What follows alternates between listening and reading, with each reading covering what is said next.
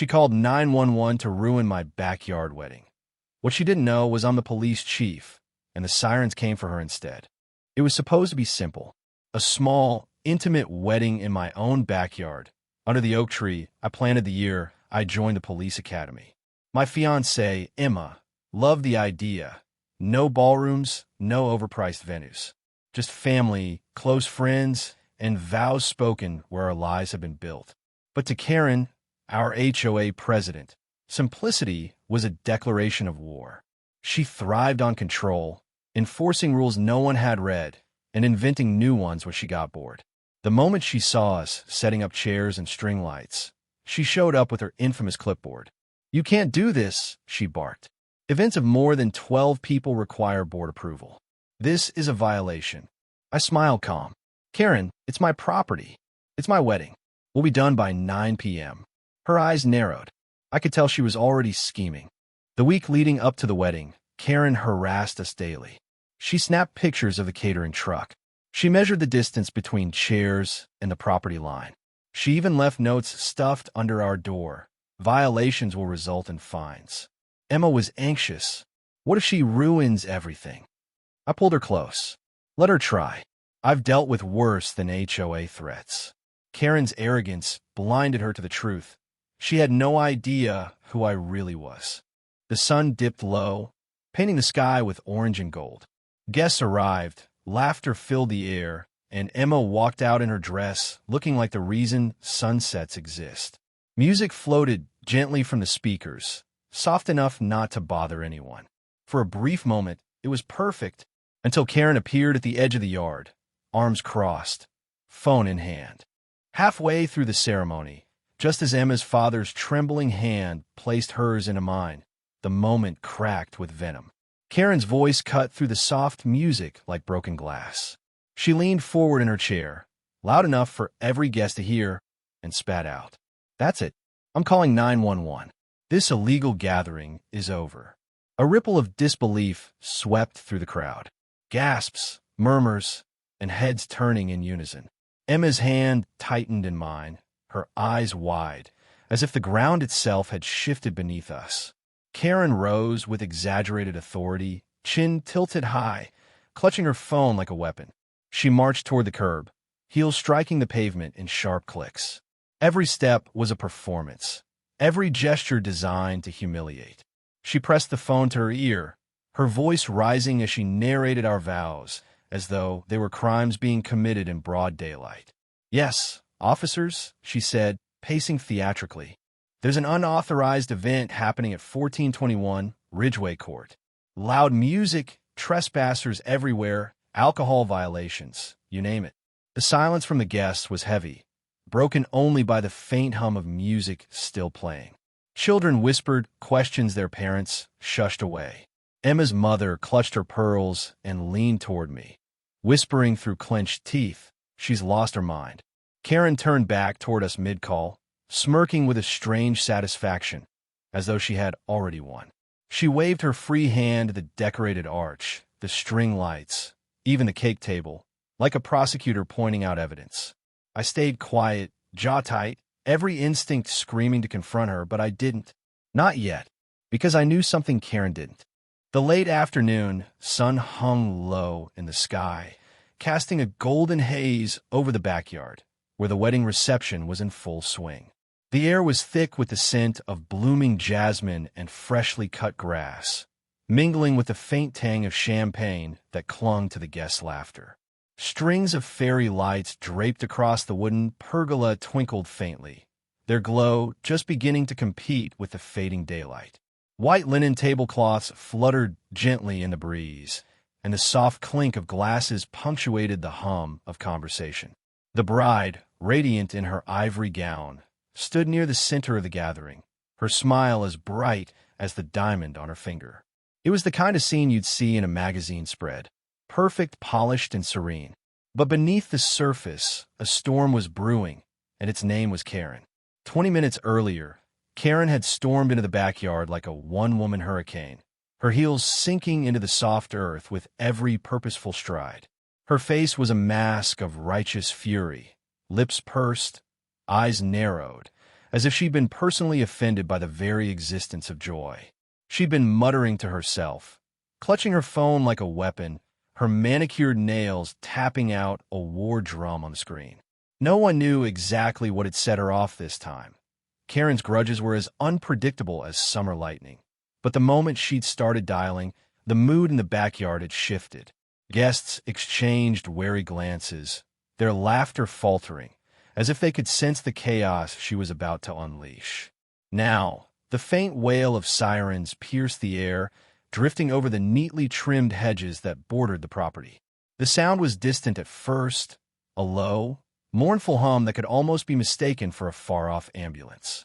But as it grew louder, sharper, there was no mistaking it. The police were coming.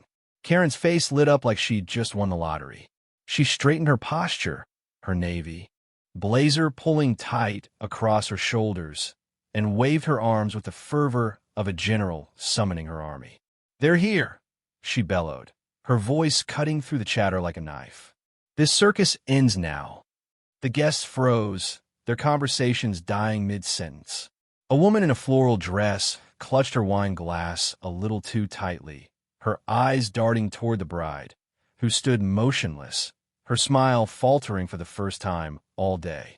The groom, standing beside her, adjusted his tie nervously, his brow furrowing as he tried to piece together what was happening. The backyard, once a haven of celebration, now felt like a stage where an unseen script was about to play out. The sirens grew louder, their wail now unmistakable, a pulsing rhythm that seemed to sync with the quickening heartbeats of everyone present. Karen stood at the edge of the lawn, her arms crossed triumphantly, as if she'd single-handedly saved the day. She had always been the kind of person who thrived on control, who saw every slight, real or imagined, as a battle to be won. To her, this wedding wasn't just a celebration. It was a personal affront, a reminder of something she'd lost or never had. Maybe it was the bride's effortless grace, or the way the groom looked at her with unfiltered adoration. Maybe it was the fact that Karen's own life, with its string of failed relationships and unfulfilled ambitions, hadn't turned out the way she'd planned. Whatever it was, she decided that this day, this moment, was hers to reclaim. And the police? They were her trump card. A squad car rolled into view, its tires crunching against the gravel driveway that curved around the side of the house. The vehicle's red and blue lights flashed in a dizzying rhythm, painting the white picket fence with streaks of color. The car came to a stop, and for a moment, the only sound was the low hum of its engine and the fading echo of the sirens. Two uniformed officers stepped out, their boots heavy on the ground, their faces unreadable behind mirrored sunglasses. They moved with the calm authority of people who'd seen it all: bar fights, domestic disputes, petty thefts. But this was new. A wedding in a suburban backyard complete with floral centerpieces and a three-tiered cake wasn't exactly a hotbed of criminal activity. The officers scanned the scene, their gazes sweeping over the crowd. They took in the flowers, roses and peonies arranged in delicate bouquets on every table, the guests in their pressed suits and flowing dresses, and the bride, who stood like a statue, her hands clasped tightly in front of her. The groom shifted his weight, his jaw tightening as he glanced at Karen, who was practically vibrating with anticipation. The officers' radios crackled softly, a reminder of the world beyond this manicured lawn, where real emergencies were unfolding. But here they were, summoned by a woman whose vendetta was as unclear as it was unrelenting. Then their eyes landed on me. I stood near the edge of the crowd, my heart pounding in my chest. I wasn't sure why I felt like a suspect. Maybe it was the way Karen's gaze flicked toward me, her lips curling into a smug smile, or maybe it was just the weight of the moment, the sudden realization that this perfect day was about to unravel. I wasn't the bride, the groom, or even a close friend, just a guest, someone who'd been invited out of politeness rather than necessity. But in that moment, under the scrutiny of those mirrored sunglasses, I felt like the center of the universe, and not in a good way. The taller officer, a man with a jawline sharp enough to cut glass, tilted his head slightly, as if sizing me up. His partner, shorter and stockier, rested a hand on his utility belt, his fingers brushing the handle of his holstered gun. It was a casual gesture, but it sent a shiver down my spine. I wanted to speak, to explain that I had nothing to do with whatever Karen had cooked up, but my throat felt dry. My words stuck somewhere between panic and disbelief. What had she told them? What wild accusation had she spun to drag the police into this fairy tale setting? Karen stepped forward, her heels clicking against the stone path that wound through the lawn. "Officers," she said, her voice dripping with authority, "thank you for coming so quickly. I've been trying to tell everyone, but no one listens. This whole event," she waved a hand at the wedding setup, her gesture encompassing the flowers, the cake, the smiling bride, "is a sham. And I have proof." The guests gasped, a collective intake of breath that seemed to suck the air out of the backyard. The bride's face paled, her eyes wide with shock, and the groom took a protective step toward her, his hand finding hers. The officers exchanged a glance, their expressions still unreadable, but there was a flicker of something, amusement, maybe, or exasperation. They'd probably heard 100 stories like Karen's, tales of betrayal and conspiracy spun by people who thrived on drama. But they were here now, and they had to follow through. "Ma'am," the taller officer said, his voice calm but firm, "why don't you start by telling us exactly what's going on?" Karen launched into her tirade, her words tumbling out in a rush of indignation. She spoke of lies, of secrets, of things she claimed to have uncovered through reliable sources. The guests listened in stunned silence, some leaning forward, others stepping back, as if trying to distance themselves from a spectacle. The bride's mother, a petite woman in a lavender dress, clutched her pearls, her face a mix of horror and confusion. The groom's best man, a lanky guy with a perpetually confused expression, whispered something to the person next to him, earning a sharp elbow to the ribs. I stood there, rooted to the spot, as Karen's accusations grew wilder. She pointed at the bride, at the groom, at the cake, like it was evidence in a murder trial. And then, inevitably, she pointed at me. "And this one," she said, her voice rising to a crescendo, "knows more than they're letting on." The officers turned their attention back to me, and I felt the weight of every pair of eyes in the backyard. My mind raced, trying to piece together what I could possibly have done to earn Karen's wrath. Was it something I'd said? Something I'd done? Or was I just a convenient target, a scapegoat for whatever narrative she'd constructed in her head? I opened my mouth to protest, but the words wouldn't come. Instead, I stood there, caught in the crosshairs of Karen's vendetta, as the siren's echo faded into the distance and the wedding teetered on the edge of chaos. The backyard, once a haven of love and celebration, was now a battlefield, and I was standing in the middle of it. The officers took a step closer, their boots crunching on the grass, and I knew that whatever came next, this day would be remembered for all the wrong reasons. The backyard was a frozen tableau, the kind of moment where time seemed to pause, holding its breath. The late afternoon sun dipped lower, painting the sky in hues of amber and rose, its light filtering through the leaves of the towering oak trees that framed the property. The wedding reception, once a symphony of laughter, clinking glasses, and soft music, had fallen silent, the air now thick with tension. Fairy lights strung across the pergola flickered, their delicate glow a stark contrast to the flashing red and blue lights of the squad car parked in the driveway. The scent of peonies and lavender hung heavy, mingling with the faint metallic tang of anticipation.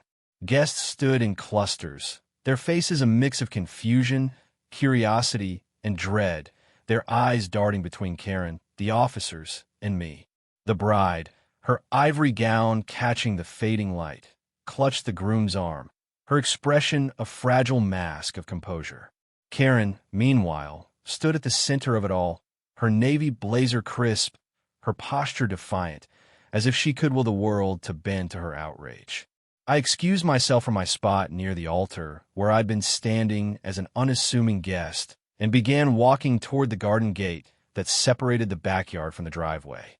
My steps were measured, deliberate, the the soft crunch of grass beneath my polished shoes the only sound in the stillness. The two officers, who had been scanning the scene with the detached professionalism of men accustomed to chaos, snapped to attention as I approached. Their postures shifted instantly, shoulders squared, chins lifted, hands falling away from their utility belts. It was a subtle change, but to anyone paying attention, it spoke volumes. "Chief," the taller officer said, his voice tinged with surprise and deference. "We didn't know. Sir, apologies for the interruption." The word hung in the air like a thunderclap. "Chief," the guests gasped, a collective ripple of shock spreading through the crowd. A woman in a floral dress dropped her champagne flute, the glass shattering on the stone path with a sound that seemed to echo the breaking of Karen's composure.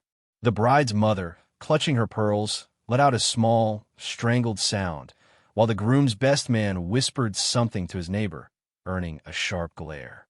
Karen, who had been basking in her self-appointed role as the arbiter of justice, froze.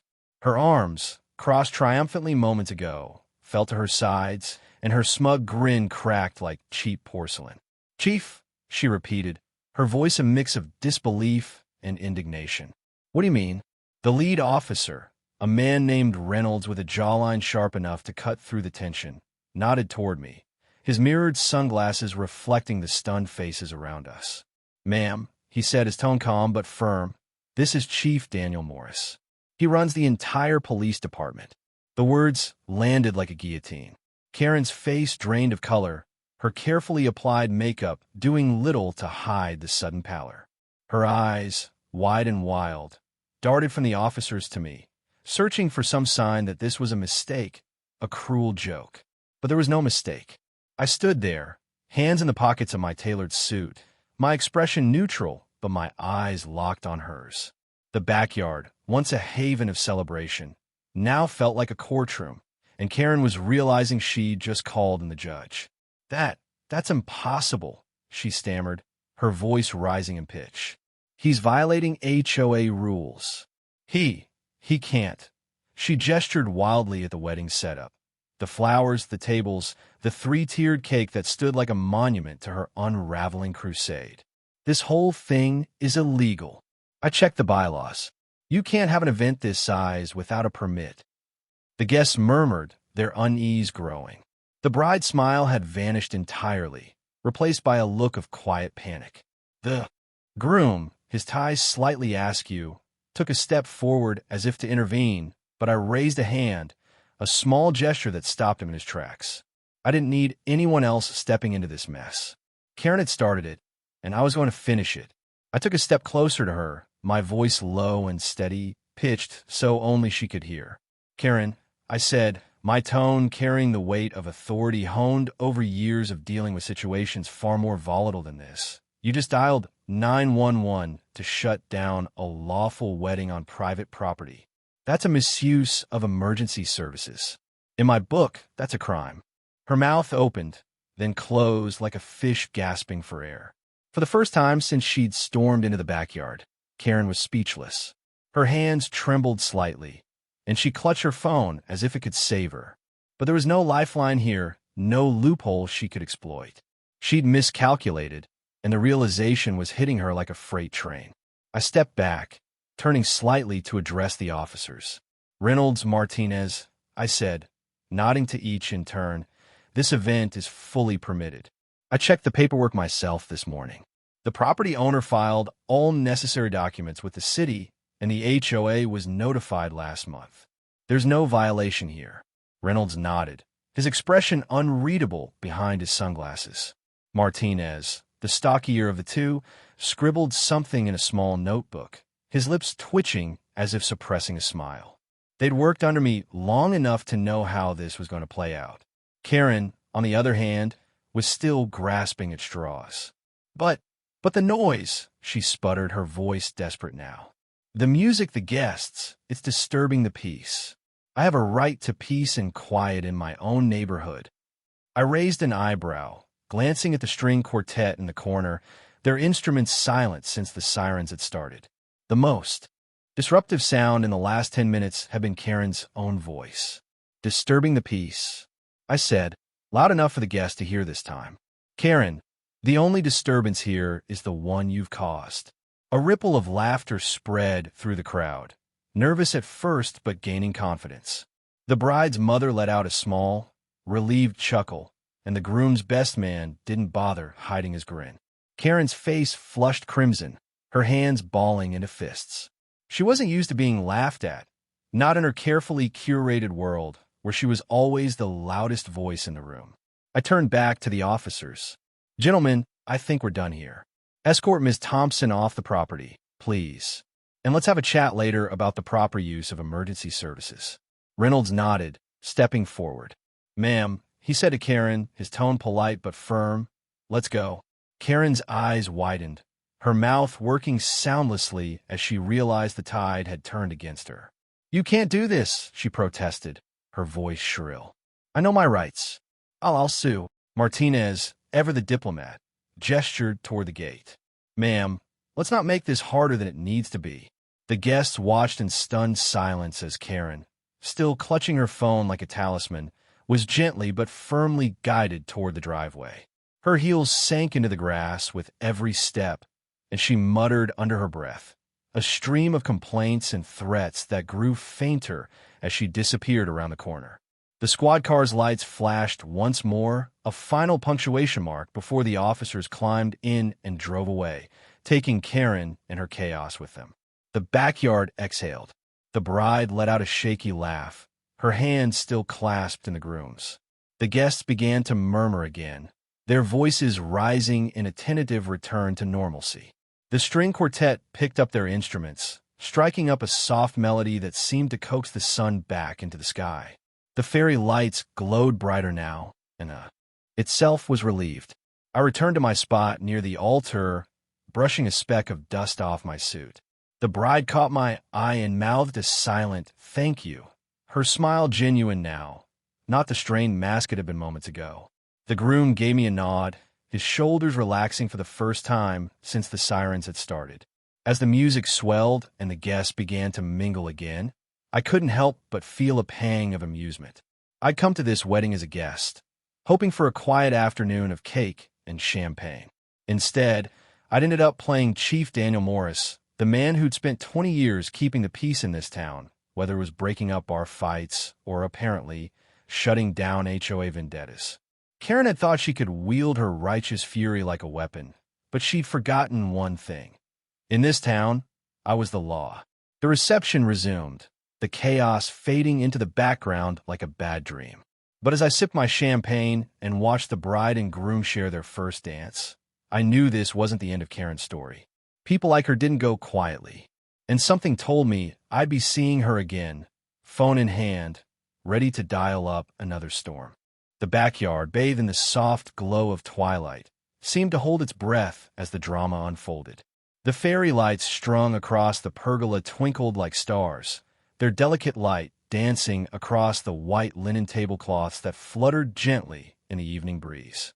The scent of jasmine and peonies lingered, now mixed with the faint metallic tang of the squad car's exhaust, a reminder of the chaos that had descended on this once idyllic wedding reception. The guests, dressed in their finest, suits pressed, dresses flowing, stood in loose clusters, their faces a mosaic of shock, amusement, and relief. The bride, Emma, radiant in her ivory gown, stood near the altar, her hand resting lightly on the arm of her groom, James, whose tie was slightly askew from the tension of the last half hour. The three-tiered cake, adorned with delicate sugar flowers, stood untouched, a silent witness to the spectacle that had unfolded. And at the center of it all was Karen, her navy blazer no longer a symbol of authority, but a costume that couldn't hide her crumbling composure. Karen sputtered, her voice a frantic mix of indignation and desperation, as she tried to salvage what little control she had left. "This is outrageous," she cried, her hands flailing, her manicured nails catching the light as she pointed at the officers, at me, at the wedding setup itself. "You can't just dismiss me like this. I have rights. I know the law." Her words were sharp, but they lacked the venom they'd carried earlier when she'd stormed into the backyard, phone in hand, ready to dismantle the celebration with a single call to 911. Now, her righteous fury was unraveling, thread by thread, under the steady gazes of officers Reynolds and Martinez. The officers weren't amused. Reynolds, the taller of the two, stood with his arms crossed, his mirrored sunglasses reflecting Karen's increasingly frantic expression. Martinez, stockier and more reserved, held a small notebook, his pen moving methodically as he recorded her statement. They'd seen this before. People who thought they could bend the world to their will with a loud voice and a misplaced sense of entitlement. But this wasn't a bar fight or a traffic stop. This was a wedding, a private event on private property, and Karen's accusations of HOA violations and disturbing the peace had no foundation. Reynolds tilted his head slightly, his voice calm but laced with authority. "Ma'am," he said, "you called emergency services to report a non-emergency. That's a misuse of 911, and it's a serious matter. Let's go over your statement one more time." Karen's eyes widened, her mouth opening and closing as if searching for a retort that would turn the tide. But the noise," she stammered, her voice rising in pitch. "The music, the guests, it's too much. The HOA bylaws clearly state." She fumbled with her phone, scrolling frantically as if the answer to her salvation lay buried in some obscure document. But the officers weren't interested in her bylaws. Martinez, his expression neutral but his eyes sharp, interrupted her. "Ma'am, we've already confirmed with Chief Morris that this event is fully permitted. The city has the paperwork, and the HOA was notified. There's no violation here." Karen's face flushed crimson, her hands trembling as she clutched her phone like a lifeline. She looked around, perhaps hoping for an ally among the guests, but all she found were stares, some pitying, some amused, some openly hostile. The bride's mother, a petite woman in a lavender dress, clutched her pearls, her lips pressed into a thin line. The groom's best man, a lanky figure with a perpetual smirk, whispered something to his neighbor, earning a stifled laugh. Even the string quartet, silent since the Sirens had begun, seemed to watch with quiet judgment, their instruments resting in their laps like jurors awaiting a verdict. Reynolds continued, his tone measured but firm. "Filing a false police report is a misdemeanor, Miss Thompson. It ties up resources that could be used for real emergencies. You're looking at a fine, and in some cases, jail time. We'll need to take a formal statement, and you'll be hearing from the department about next steps." His words were a sledgehammer, shattering what remained of Karen's bravado. Her shoulders slumped, her smug grin replaced by a look of dawning horror. The power she'd wielded so confidently, the power to disrupt, to command attention, to make others bend to her will, melted away in front of everyone, leaving her exposed, vulnerable, and utterly alone. The guests, who had been watching in stunned silence, erupted in applause. It started with a single clap, tentative, from somewhere near the back of the crowd, but it quickly grew into a wave of sound, a collective release of tension that rippled through the backyard. The bride's mother joined in, her hands trembling but her face breaking into a relieved smile. The groom's best man clapped loudly, his grin wide, and even the older guests, who had been clutching their drinks in nervous anticipation, added their hands to the chorus. It wasn't just applause for the resolution. It was a celebration of justice, a shared acknowledgement that Karen's reign of terror had ended, at least for today. Emma, the bride, turned to me, her eyes bright with a mix of gratitude and mischief. She squeezed my hand, her touch warm and familiar, and leaned in close, her voice a whisper meant only for me. "You planned this, didn't you?" she said, her lips curving into a smile that held both admiration and amusement. I winked, a small gesture that felt like a shared secret between us. "Let's just say I knew Karen would give us an unforgettable wedding gift," I replied, my voice low, a hint of a chuckle behind it. Emma laughed softly, her hand lingering in mine for a moment longer before she turned back to James, who was watching us with a curious but trusting expression. I could feel the weight of the moment, the way the guests' eyes lingered on me, the way the officers nodded in quiet respect, the way the backyard seemed to exhale and come back to life. But more than that, I felt the warmth of Emma's trust, a reminder of why I'd come to this wedding not just as a guest, but as someone who cared deeply about her happiness. I hadn't exactly planned for Karen to implode so spectacularly, but I'd known she was a loose cannon. As Chief Daniel Morris, I'd spent 20 years dealing with people like her. People who thrived on control, who saw every slight as a personal attack, who thought the rules didn't apply to them. When Emma had invited me to her wedding, mentioning in passing that Karen, her neighbor and self-appointed HOA enforcer, had been making noise about the event, I'd done my homework. A quick call to the city clerk had confirmed the permits were in order. A conversation with the HOA president had verified that all notifications had been sent. And when I'd arrived at the wedding, I made a point of blending in, keeping my title under wraps, knowing that Karen's ego would eventually trip her up. And trip she did. As Reynolds and Martinez escorted her toward the squad car, Karen's protests grew fainter, her voice a distant echo as she disappeared around the corner of the house. The car's red and blue lights flashed one final time, a punctuation mark on her exit, before the engine roared to life and the vehicle pulled away. The guests watched in silence, their applause fading into a murmur of conversation as the reality of the moment settled in. The string quartet struck up a soft melody, a gentle waltz that seemed to coax the evening back to its intended rhythm. The fairy lights glowed brighter, their light reflecting off the champagne glasses that were once again raised in toasts. Emma turned to me again, her eyes softening. "You didn't have to step in like that," she said, her voice quiet but sincere. "But I'm glad you did." I shrugged, a small smile tugging at my lips. Someone had to remind Karen that the world doesn't revolve around her. James, the groom, joined us, his arms slipping around Emma's waist. "Chief Morris," he said, his tone a mix of respect and amusement, "you've got a knack for making an entrance." "Or an exit," I replied, nodding toward the driveway where Karen had made her unceremonious departure. The three of us laughed, the sound mingling with the music and the chatter of the guests, who were now mingling again, their spirits lifted by the return of normalcy.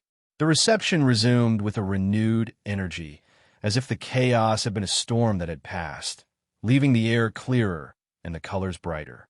The guests danced, their shadows swaying under the pergola, and the cake was finally cut, its sugar flowers gleaming in the candlelight. I stood near the edge of the crowd, sipping a glass of champagne, watching Emma and James share their first dance. Their love was palpable, a quiet strength that had weathered Karen's storm and come out stronger. But as I watched, a part of me remained vigilant. Karen's defeat was satisfying, but people like her didn't vanish quietly. She'd be back, I was sure of it, with a new grievance, a new crusade. And when she did, I'd be ready, not just as Chief Daniel Morris, but as someone who understood that justice, like love, was worth fighting for. The night stretched on, filled with laughter, music, and the clink of glasses. The backyard, once a battlefield, was a haven again, a place where love had triumphed over chaos. And as I raised my glass to toast the happy couple, I couldn't help but feel a quiet pride. The backyard glowed under the soft embrace of twilight, the fairy lights strung across the pergola casting a warm, golden shimmer over the scene. The air was thick with the scent of jasmine and peonies, their sweetness now untainted by the metallic tang of the squad car's exhaust that had lingered earlier. The white linen tablecloths, slightly rumpled from the evening's chaos, fluttered gently in the breeze, and the three-tiered wedding cake, its sugar flowers gleaming in the candlelight, stood as a quiet testament to the day's triumph. The guests, their suits and dresses a kaleidoscope of color against the fading sky, had resumed their celebration, their laughter and chatter rising like a tide to fill the silence left by Karen's departure. Under the sprawling branches of the ancient oak tree that anchored the backyard, Emma and I stood, hand in hand, our vows still echoing in the air.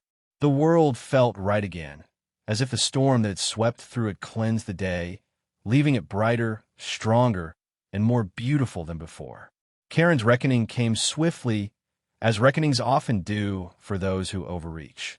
The city, unimpressed by her attempt to wield 911 as a weapon, slapped her with a fine for abuse of emergency services, a modest sum in dollars but a crushing blow to her ego.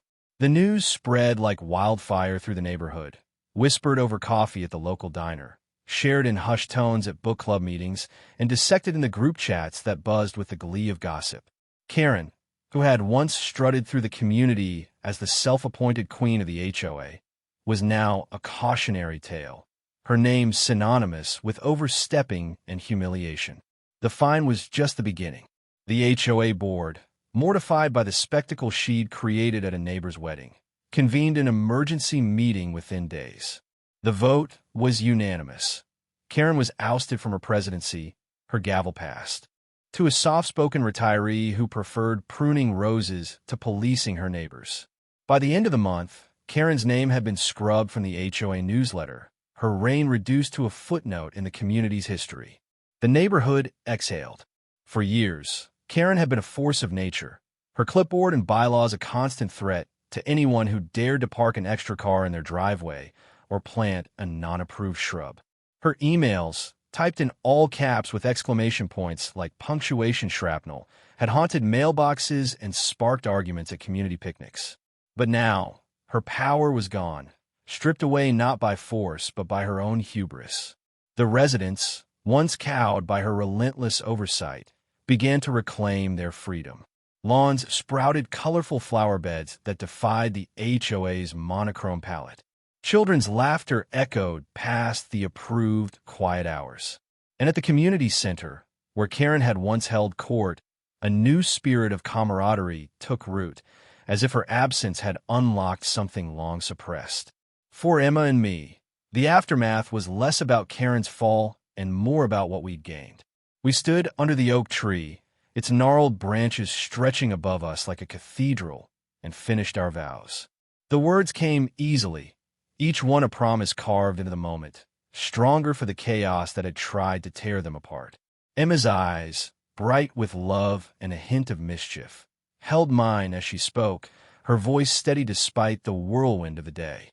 "I promise to stand by you," she said, "through storms and sirens, through laughter and tears, for as long as we both shall live." I echoed her words, my voice catching slightly as I realized how close we'd come to losing this moment. The guests, gathered in a loose semicircle around us, erupted in applause, their cheers louder than Karen's shrill protests had ever been. The string quartet, revived after the earlier disruption, played a soft melody, its notes weaving through the air like a benediction. As we sealed our vows with a kiss, the backyard came alive again. The guests surged forward, their faces alight with joy, their hands clapping, their voices raised in toasts and congratulations. The bride's mother, her lavender dress slightly wrinkled from clutching her pearls, dabbed at her eyes with a handkerchief, her smile radiant. The groom's best man, Tom, a lanky figure with a grin that could charm a snake, raised his glass and shouted, to Emma and James, who survived the HOA apocalypse. The crowd roared with laughter, the sound rolling across the lawn like a wave, washing away the last traces of tension. Even the oak tree seemed to join in, its leaves rustling in the breeze as if applauding our victory. Our wedding was perfect, not because everything went smoothly, but because it didn't. Karen's attempt to derail our day, to turn our joy into her stage, had backfired spectacularly. Her sirens, meant to signal our defeat, had instead heralded her own. The guests, who might have drifted through the evening with polite smiles and small talk, were now bound together by the shared drama, their laughter louder, their toasts more heartfelt. The cake, when we finally cut it, tasted sweeter, each bite a reminder that we'd weathered the storm and come out stronger. Emma, her gown catching the fairy lights as she moved, danced with a grace that seemed to defy the chaos that had come before. And I, watching her, felt a love so fierce it could have silenced 1,000 Karens. As the night wore on, the reception became a celebration not just of our marriage, but of resilience, of community, of the kind of love that thrives in the face of adversity. The guests danced under the pergola, their shadows swaying to the music, their voices mingling with the clink of glasses and the hum of conversation. The fairy lights glowed brighter, their light reflecting off the champagne flutes that were raised again and again. The oak tree, its roots deep in the earth, stood as a silent sentinel, its branches framing the scene like a painting. And through it all, Emma and I moved together, our hands clasped, our smiles mirroring each other's, our hearts full. Every time I walk past that oak tree now, I smile. Not just because it's where I married Emma, the woman who makes every day feel like a gift, but because it's where HOA Karen finally lost. That tree, with its weathered bark and sprawling branches, is more than a landmark. It's a monument to a day when love and justice triumphed over petty tyranny. It's a reminder that sometimes the things that try to break us only make us stronger. Karen thought she could control the narrative, bend the world to her will, but she underestimated us. Underestimated Emma's quiet strength, the community's resilience, and my own determination to protect the people I love. The neighborhood has changed since that day. The HOA meetings are quieter now, less a battleground and more a place for neighbors to share ideas over coffee and donuts. The bylaws, once Karen's weapon, have been rewritten to reflect a community that values connection over control. And Karen herself? She's faded into the background, her house still impeccably maintained, but her influence gone. Rumors swirl that she's planning to move, to find a new neighborhood where she can start fresh, but I doubt she'll ever escape the shadow of that day. Some mistakes are too big to outrun. As for Emma and me, we've settled into our life together, our days filled with the small, beautiful moments that make a marriage. We laugh about the wedding now, retelling the story of Karen's meltdown to friends over dinner, each recounting adding a new layer of humor to the memory. But beneath the laughter is a deeper truth. That day, under the oak tree, we learned what we were made of. We learned that love isn't just about the perfect moments. It's about the imperfect ones, the ones that test you, that force you to stand together and fight for what matters. And every time I pass that oak tree, its branches swaying in the breeze, I feel a quiet pride. It's not just the place where I married Emma, where we promised to face the world together. It's the place where we proved that no storm, no siren, no Karen could break us. It's the place where we won. Karen thought she could recover from her humiliation, but the neighborhood had seen everything. The video of her holding the phone, barking to 911 in the middle of my vows, spread faster than wildfire. My cousin had captured every second. Emma's tearful face, the stunned silence of the guests, and Karen's triumphant strut to the curb. Within days, the clip was everywhere, shared on Facebook groups, TikTok, even local news sites. The caption varied, but the most popular one read, HOA president calls 911 on police chief's wedding. The irony was too delicious for people to resist. Neighbors who had once cowered under her sharp notices and surprise inspections now laughed freely behind her back. Kids rode their bikes past her house chanting, 911 Karen, while parents snicker from the sidewalks. The same residents who never dared speak out when she fined them for weeds sprouting between driveway cracks or for Christmas lights left up in January were suddenly bold. The breaking point came at the next HOA meeting. The usually quiet room was packed, every chair filled, neighbors standing against the back wall.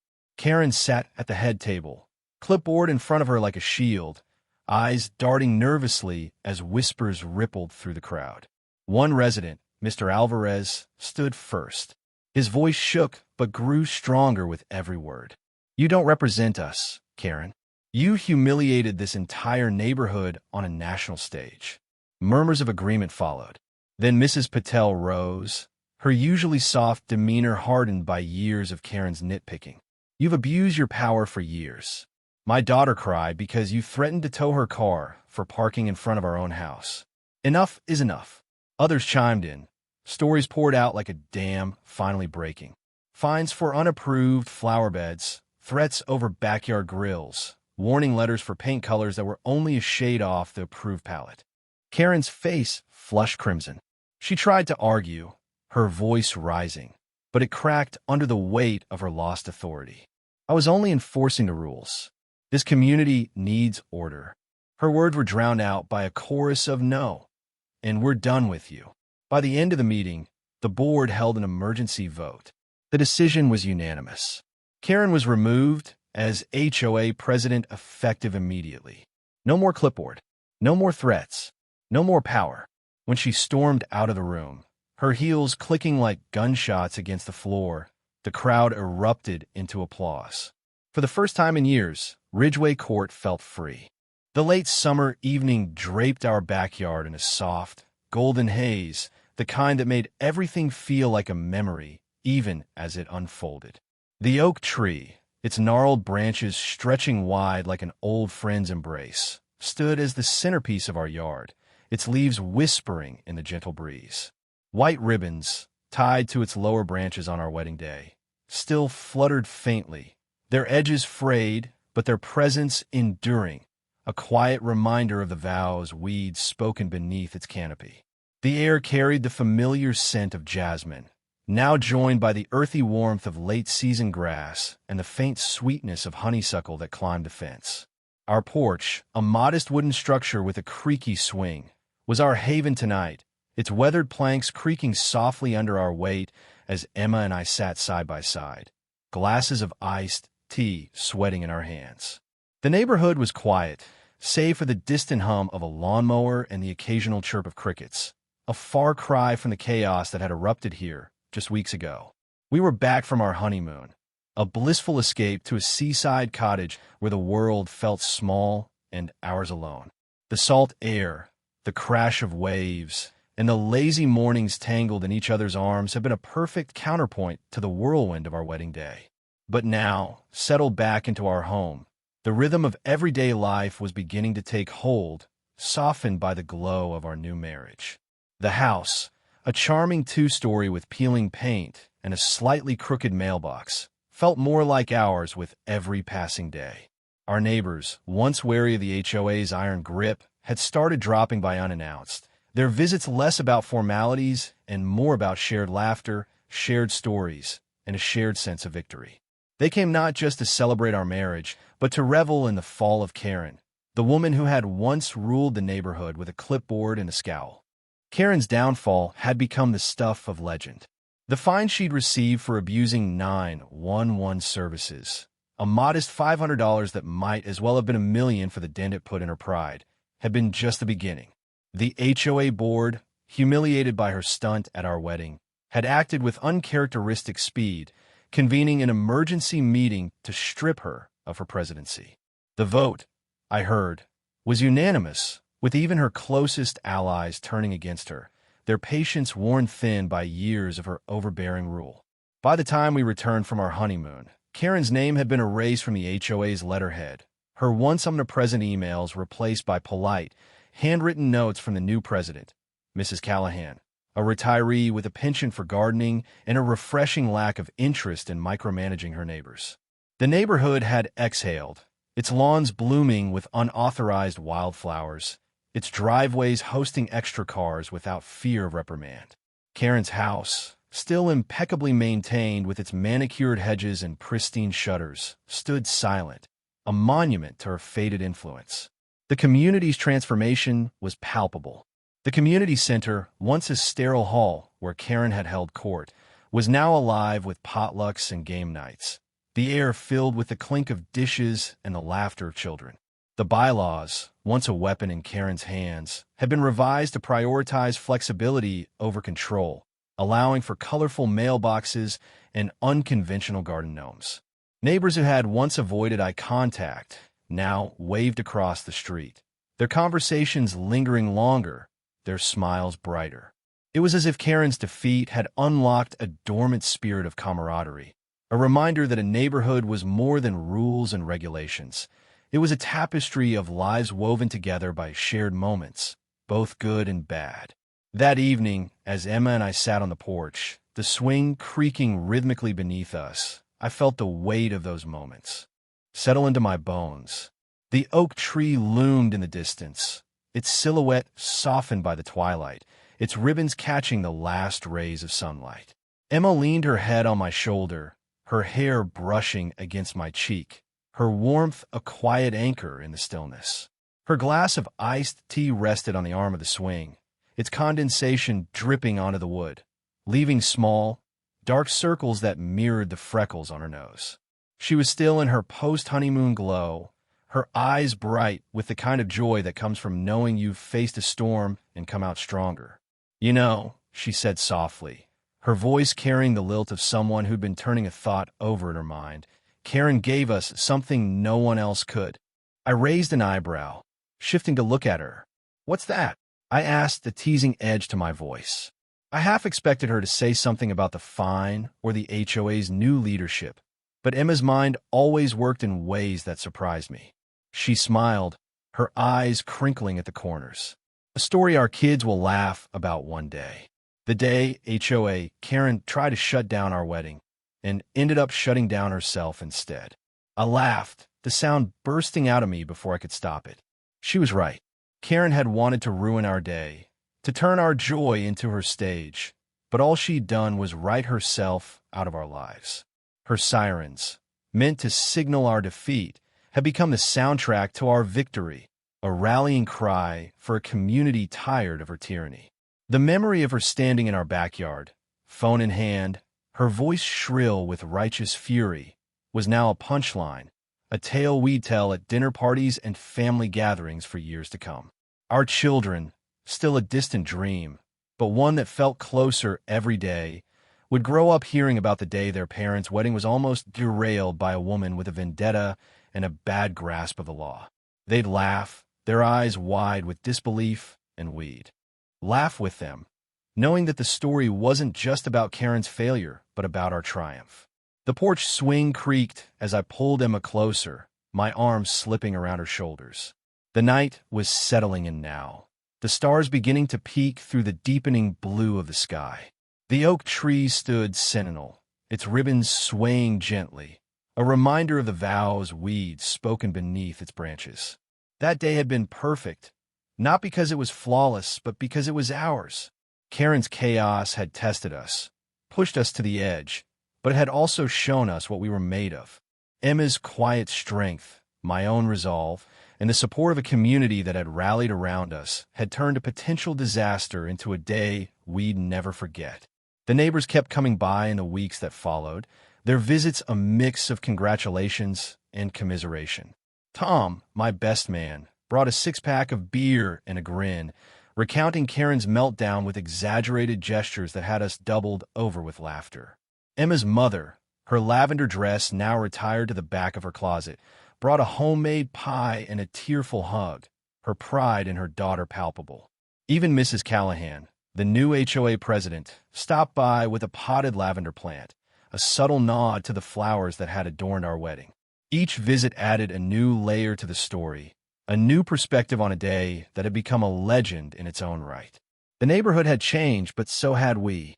Emma and I were learning the rhythms of marriage, the way a shared glance could say more than words, the way a quiet evening on the porch could feel as profound as our honeymoon.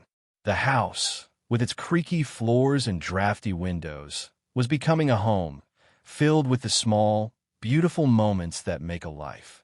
We'd hung a photo from the wedding above the fireplace, a candid shot of us under the oak tree, mid-laughter, our hands clasped as the guests cheered.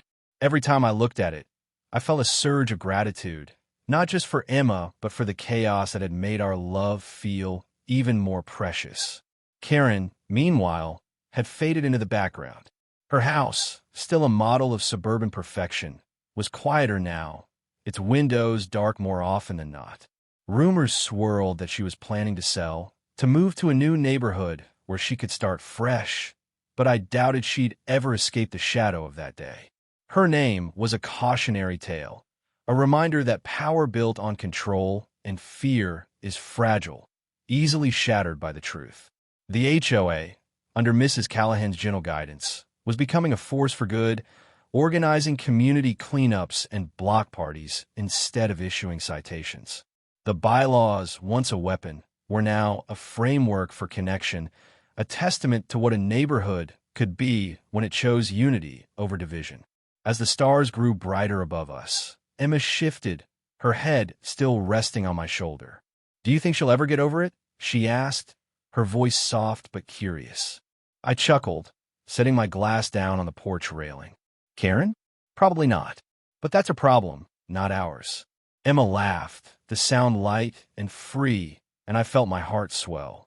The sirens that had once pierced our wedding day, signaling Karen's misguided attack, were now a distant memory, their echo replaced by the quiet hum of our life together.